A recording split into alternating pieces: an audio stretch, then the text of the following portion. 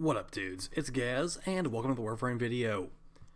So, we have a relatively powerful weapon for you today. We have the first of two infested Kitguns, and this is going to be the secondary version today.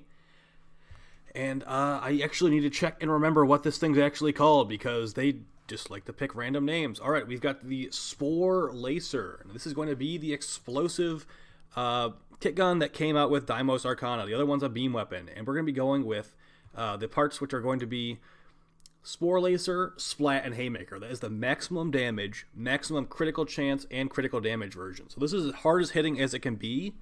And when we take a quick look at the build, it's going to have 100% crit chance without a Riven mod. With just primed pistol Gambit, you have 100% crit chance, 100.4 crit chance. So you have a 0.4% chance to orange crit. And then we have 28% status chance with this build, which has two dual stat elementals on it. Pretty okay. And then we're running Viral and Heat with the... Because this thing has innate toxin, actually. You can actually do some interesting combinations. But we're just going to go with Viral and Heat on here. For my Riven build, I have a Corrosive setup, and it's pretty much the same thing. Yeah, this thing actually can destroy. This thing can destroy pretty hard. Like I said, it has AoE on the shots, 4.7 AoE, and it's basically a infested Tsar pistol is how I'd explain it. So let's just fire off a couple times here. So as you can see, it releases an initial explosion, and then there's some after explosions as well. Similar to the B word, where they're like mini bomblets, I guess, but you can't really see the bomblets dropping. So yeah, with this build, you will have 100% crit chance. You can have Viral Heat, relatively okay status chance. And, yeah, I mean, I use it in a sortie, and it just annihilated. So here it is with no Riven. This is not even a good elemental combination for heavy gunners, particularly. And they're level 50. Like, that's the kind of levels you want to use guns against. We just procced Arcane Avenger there. Let's see if we get any orange crits. That's Arcane Energize, actually. Okay, so, relatively okay there. Let's get some Bombards in here, who are more armor-focused. And basically, this thing is a really nice AoE pistol, guys. I definitely would recommend it, but here's the thing. I would say maybe don't build it immediately. And you know why? Because last time the DE made new kit guns, they ended up nerfing the parts that everyone used right after launch. Or rather, yeah, not really nerfing them, but buffing the other ones and making those ones seem worse. I think they actually did end up nerfing something as well. So, yeah, the reason I say they might do some nerfs is because...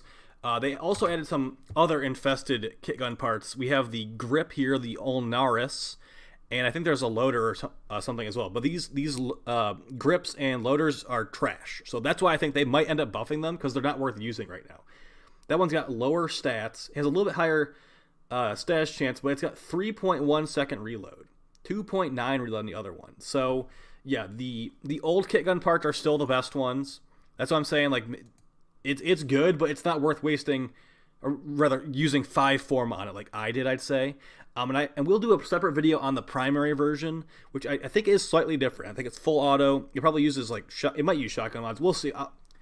Check out the Twitch channel today at twitch.tv/gaz_TTT. We're going to be doing a Deimos farming stream with like getting those arcanes. Hopefully I tried to get some bounty footage for this video, and the bounty's bugged out again. So. I'm trying to play the new content, you know, but it keeps bugging out and making me really frustrated because, yeah, we'll come to the stream tomorrow and you can see for yourself. So, like I said, we got the Viral Heat build here, full crit with a little bit of status, and this thing with lethal momentum, the projectiles actually will travel a lot further and easier to hit stuff with. So let's take off lethal momentum. I'll show you how that feels. All right, so we're gonna fire it now. It's got a big drop on it if you don't have lethal momentum equipped on here. Let's aim right at that energy orb from the console. Let's see where they drop to.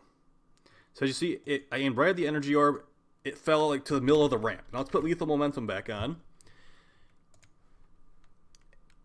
I mean, it's probably one of the best Exos mods for this as well, because we're using Pax Charge to make it so we never have to reload.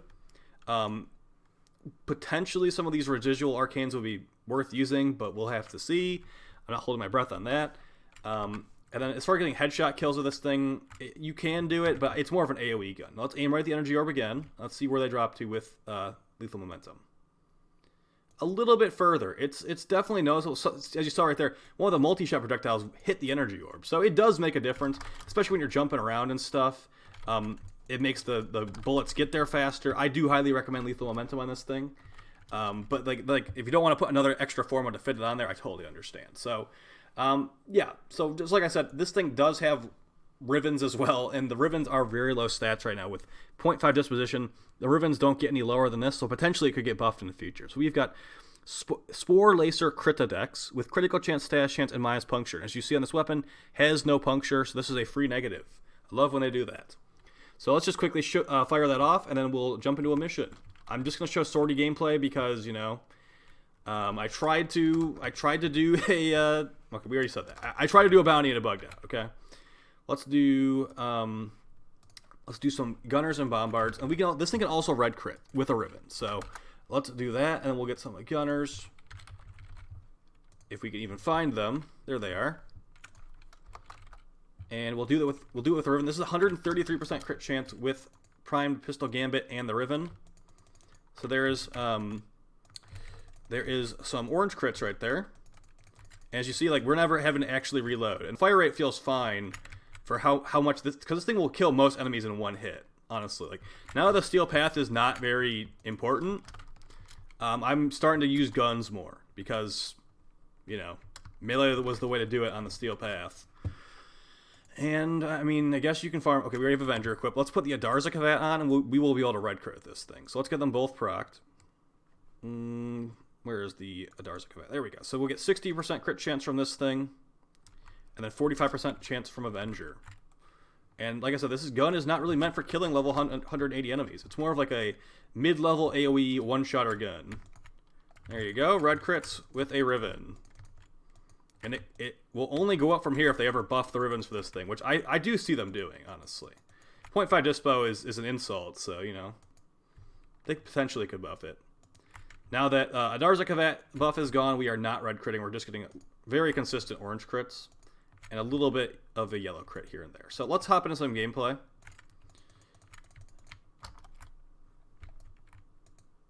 All right. Oh, actually, I just realized I need to speed up the gameplay a little bit because it's a full mission. Let's just make it double speed and try to see what's happening. That was not the right I called the gameplay for this the Sporelacer, guys. The Sporelacer is the new sniper. This is called the Sporelacer. And I called it California Reaper, which is like a really gross, creepy looking like demon pepper that is like one of the spiciest things in the world. I thought this thing was kind of spicy because it's like an infested czar, so I thought it was a fun name. And California Reaper peppers actually look really weird, and this thing without a skin on it, I have the, let me check what skin this is actually, but yeah, this thing without a skin on it is not really that great looking in my opinion. This is the Elixis Latron pistol skin, which you can use on kit guns now. So here it is in a mission. This is with no Riven, I believe, and it's gonna AoE. This is a Xmas sortie, Xmas Stronghold sortie survival, and I literally have like an unmodded melee equip, so we get all the kills with that. This will probably be a good go-to weapon for my Nova loadout because I'd like to have an explosive secondary or like an AoE secondary with Nova. Now, something I didn't really mention here is that we actually have Prime Sure-Footed equipped.